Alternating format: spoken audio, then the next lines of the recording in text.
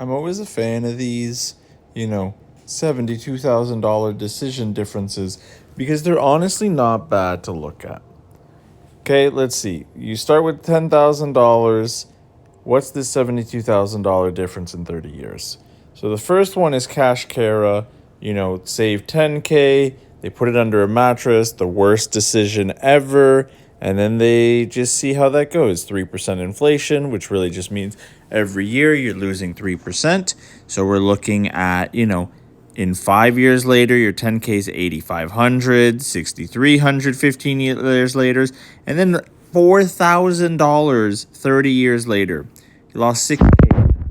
But that's why they tell you, go save your money, invest it. Just don't leave it laying around somewhere. Especially for 30 years, let's be real. You probably even lose more of that because I don't imagine your bills are lasting that long unless you're like us in Canada where we got that plastic. Anyways, Saving Sarah. They put it in a high yield savings account. 4% interest, 3% inflation. That means you're about getting 1% a year. So you made $500 5 years later. You made $1,600 15 years later. And you made $1,300. No, I'm silly. You made $3,400 30 years later. Kind of a lot better than this one, right? Right? And then, of course, the investing. 10% interest. So let's say you did an S&P 500. You would have made $4,000 5 years later. Already better than this option.